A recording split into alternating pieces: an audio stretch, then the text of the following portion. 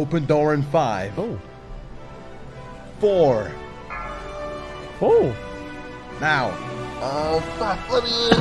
No. Uh-oh. Uh-oh. Bastard. Fucking scum. You horde scum. Oh, let me in. there it is. Let me in. Fuck. There it is, dude. Oh, And he can't get in the door now. I'm in. He's gonna make it. Oh, yeah. So, you're probably wondering how I ended up in this situation.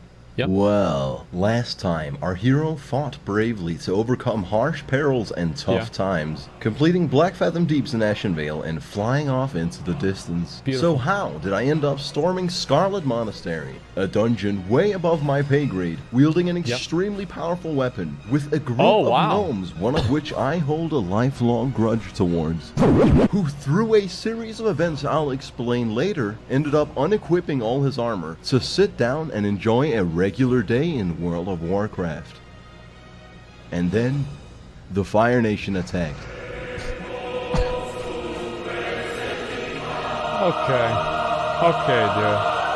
Okay, dude. I'll have you know I've gone through much peril to bring you this video. The Death Mode saga has finally come to a close as they've yet again declared my apartment legally fit for human life. I'll admit it was my fault. I should have refrained from chopping that milk in half with an axe years ago. But there's no use in why would you crying do over that? spilled milk. What's important is focus. What the fuck? What, when, and the where. I traveled from Who Ashenvale the to fuck does Duskwood, that? exploring a new land in search of quests. You see, I had to get to level 30 to execute Order 66, or as it's referred to by the WoW community, absolutely ruining our game. But I digress. In my time there, I killed foul ghouls and scary skeletons. I met a man who through a very advanced form of schizophrenia was actually 5 people, 4 of which were buffing his conscious self. I got enriched by the local culture and killed a mage in his own bed. Completely honorless, but also something he'd never expect. Found a mob spawned inside of a wall. Fucking unplayable 15-year-old trash game. Became acquainted with what the locals refer to as the situation, and I made an enemy who I harbor great negative emotions towards. I saw a bunch of people posting in the chat about this one rogue who was just terrorizing this relatively low leveling area. When he finally believed it, he's level 35. Bastard. The same fucking. Like, how low is your self-esteem that you have to go and gank people at level 35?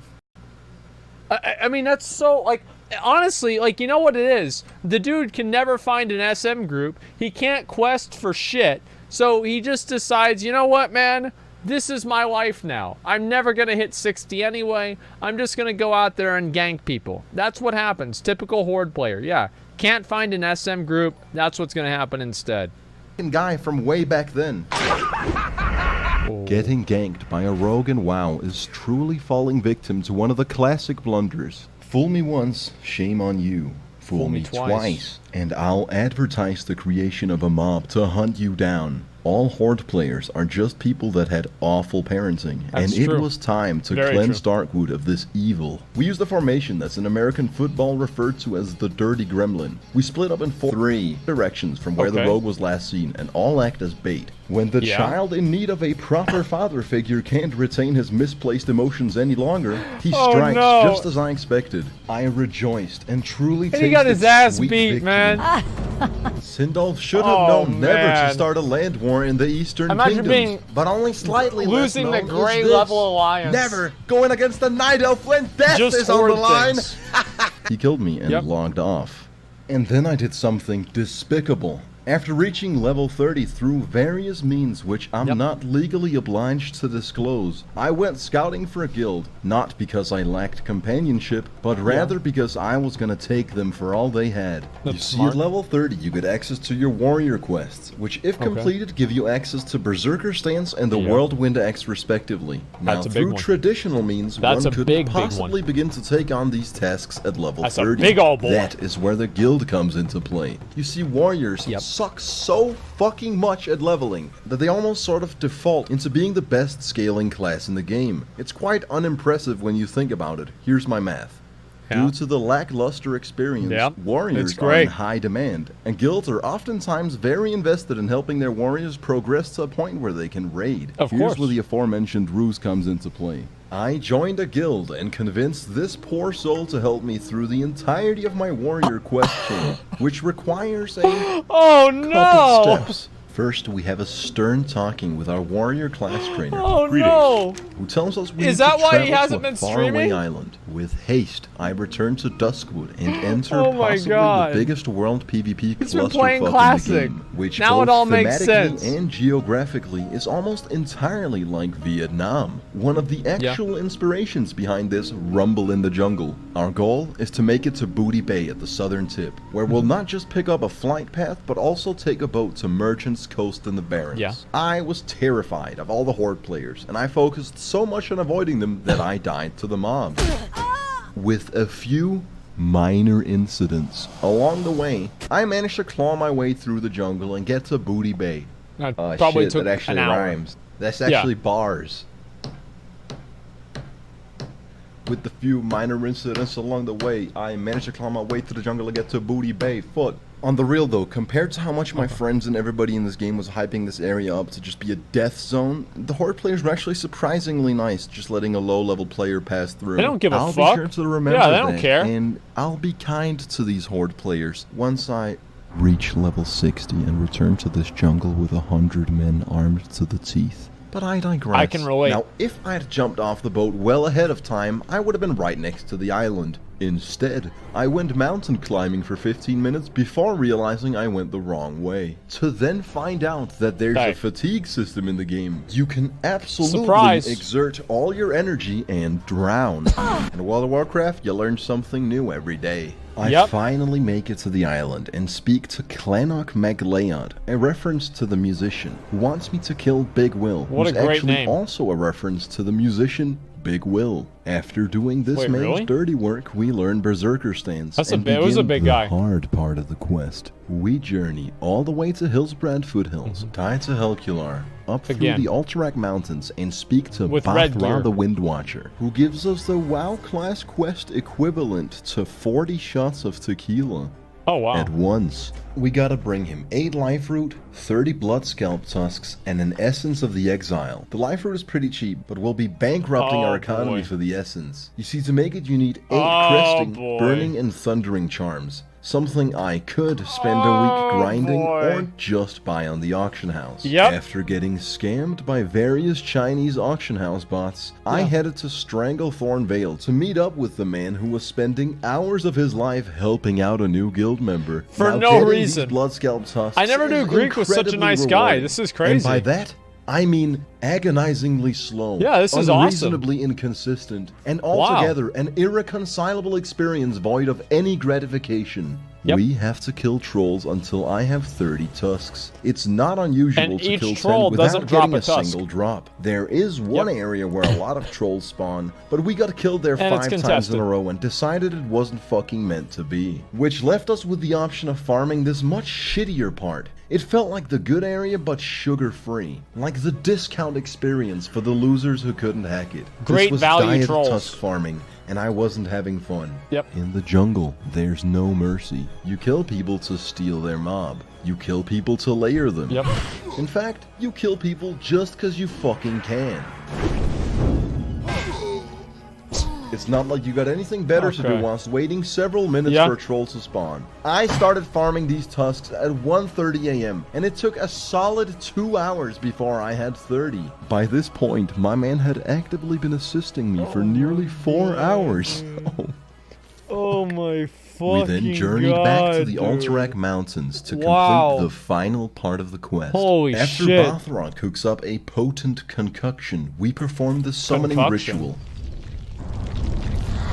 After which, Cyclonian kills us immediately. It wasn't even close. We definitely needed assistance. I was about to say. I looked through my friends list and the only person online was Larry6, the infamous gnome of He can Doom. use his weapon. I swallowed my pride and asked for his help. He obliged, and with the help of a couple people from my guild, we finally managed to take down Cyclonian. Feels like an MMO. The quest and was finally the proud owner of the Whirlwind Axe, a weapon so goddamn good for my level that it should be illegal to wear at level 30. After receiving the axe, I told my guild it's been a pleasure doing business with them and immediately left the guild. Hold on. Darkness just texted God damn, dude! We're so Larry and I agreed to meet up some other time to settle our differences. And it was at this very moment that I started rising to glory. You see, I checked my mailbox. Abortion sent us a letter titled, Got Milk, containing 235 glasses of milk. He also included a second package with 5 pounds of flesh, troll sweat, mystery meat, and vision dust. Absolutely incredible. incredible. What to do with these. Sounds like my viewers. Send us 69 silver to compensate for what he did in Dead Mines. This letter was titled, Mental Disability. Here's 2 gold for the trouble, you poor rascal. Huckster says use these to beat mages and sends me 2 free action potions and 2 swiftness potions. Damn. These will come in very handy. I bet they will. Diarrhea says, wear a shirt, you filth. I humbly accepted my new garments. Mind if I put my sweet nectar in your moist cornbread? Please don't message me again. And Rurik makes a generous contribution to the crusade. 10 gold! These 10 gold will be spent very 10 well. gold, I'm gonna invest them in dude! goblin rocket boots. What that a might nice blow up guy. and getting e-drunk with presumably This is a women. great guy. Speaking of presumably women, I got a promiscuous letter from Big Titty GF, who sent me some of her homemade cheese. I told her it was disgusting and sent it back. Yeah, and it's now nasty. it was time for a dungeon. Not the one from the intro, we'll get to that, but rather it was time to bludgeon our new axe on Gnomeregan. The only dungeon in the game where almost every single enemy is a gnome, a dungeon I chose for no particular reason. Starting time 1 AM. Catchphrase, here we go again. If God is real, amen. Wow. Just kidding. This run was a disservice to human intelligence. I thought that was a quick 20 minutes for a second. Okay.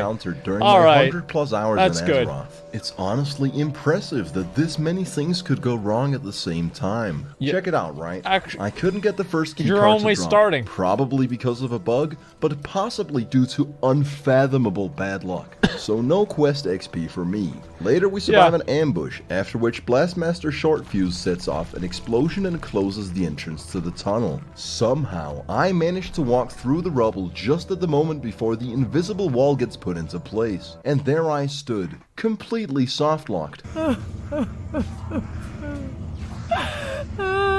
Wow.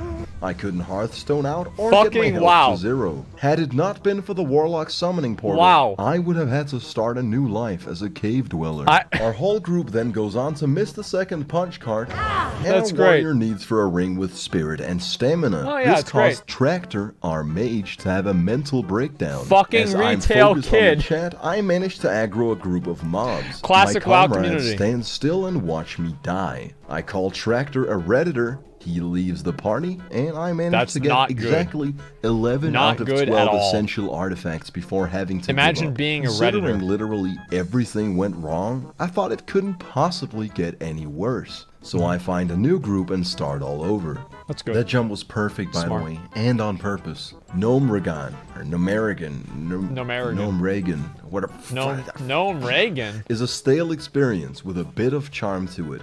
It's not utterly poorly designed like Stockades, but there's nothing extraordinary either. So let's— There is, but it's too complicated to figure out. Like, Gnomeregan's a great dungeon, but you have to have a PhD to understand it.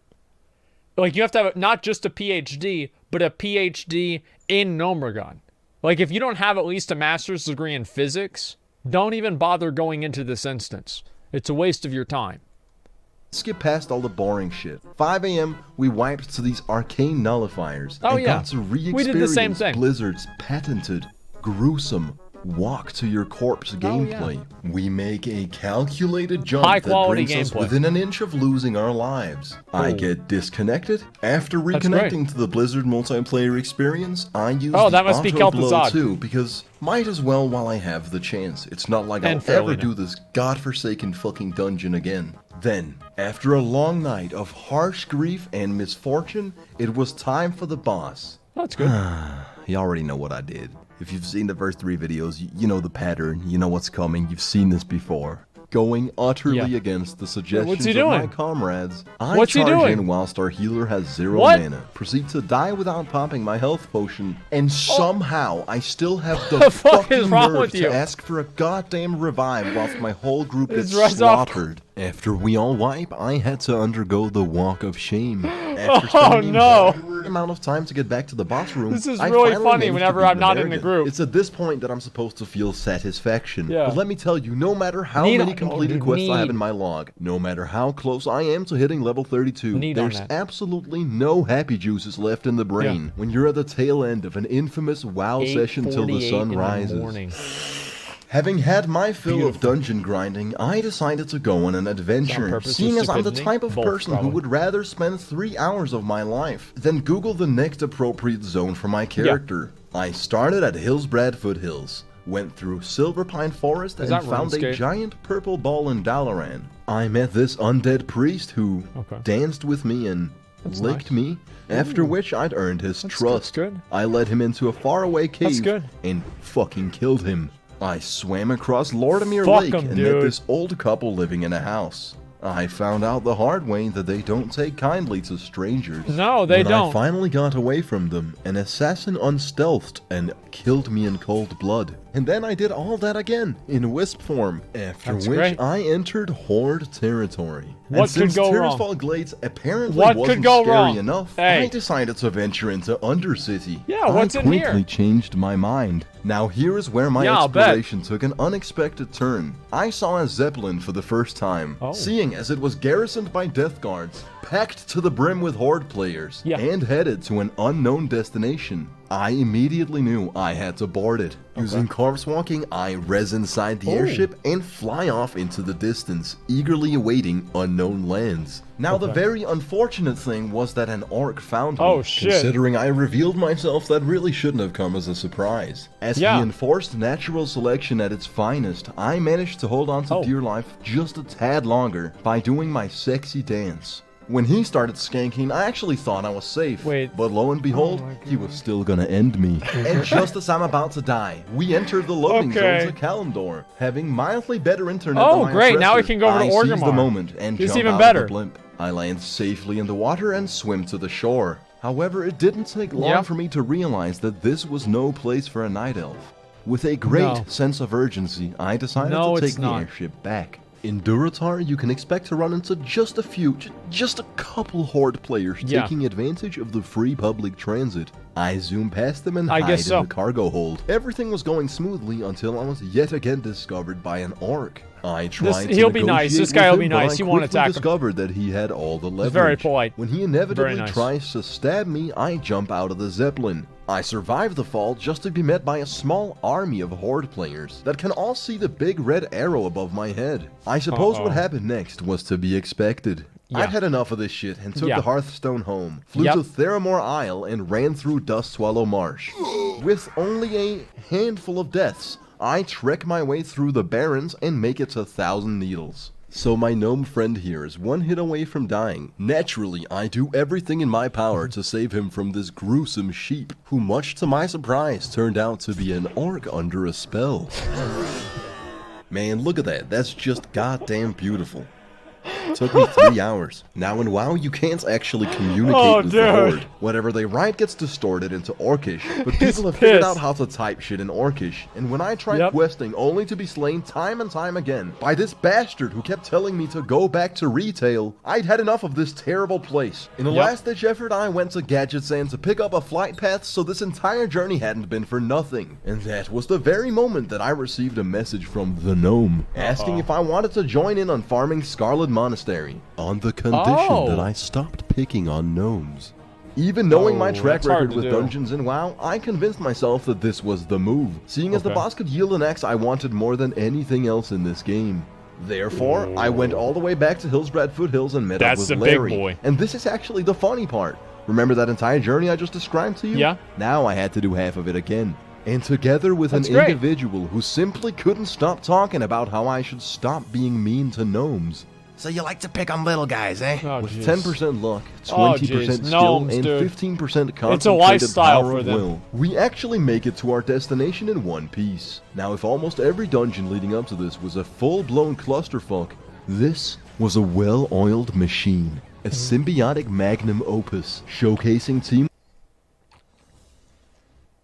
and synergy I never This is thought the possible. true classic Having experience. several mages busting through armory is a fucking beautiful sight to behold. is. Prior to this, if I aggroed a few mobs, I was the bastard who fucked up. Yep. Now, anything less than 10 mobs was considered wasting time. It is. I had to throw in the towel and admit, alright, I'm having a good time here, this is fucking gameplay. Larry even drank the Noggenfogger elixir, which made him even smaller. Oh, and right. honestly, I respect a man of that size. These gnomes were clearly like the giving size me of the their absolute shoes. hookup, and I could do nothing but reciprocate. Leading us to the part in the intro which I so shamelessly clickbaited you with. Unfortunately, I'm sorry to inform you that nothing extraordinary happened beyond that point. We ran the dungeon a couple times. I got Herod's helmet and shoulders, yet Oh, wow. no X. Where's The Ravager? day after, I decided to try again with a new Where's- group, what the but hell is without this the guy major doing? cup, Oh, it there was you go. painfully slow. We ran the dungeon for Yep. 4 hours before the Ravager finally dropped, at which point, Svan Pult, the man who'd previously informed me that the X was of no use to him, needs on it and I lose the 50-50 roll.